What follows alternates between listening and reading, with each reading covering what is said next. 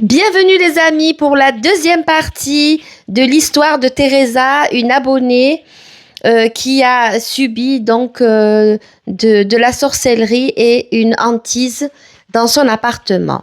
Nous en étions pour mémoire au fait que elle était enceinte et qu'elle était tombée donc sur le coccyx. Cela n'a pas eu de conséquences sur sa grossesse.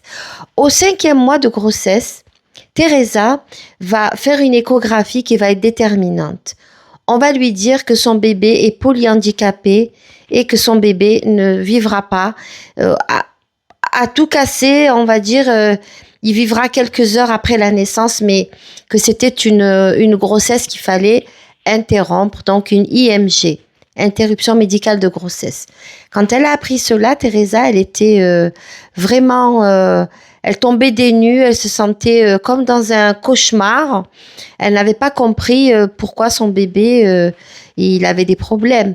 Donc les généticiens et les spécialistes ont tout contrôlé, mais ils ont vu qu'il y avait un souci de chromosome et que cet enfant serait polyhandicapé.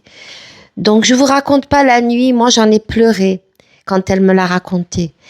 La nuit où on lui a demandé donc de mettre une espèce de gélule donc dans son utérus pour pouvoir faciliter cette interruption de grossesse. Elle a donc pris un cachet aussi et c'était le top départ pour faire partir le bébé pour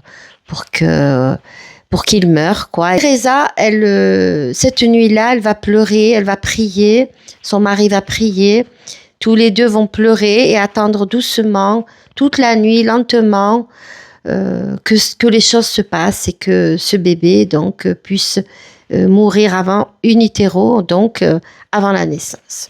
Ce qui fut fait. Pourquoi cela est arrivé?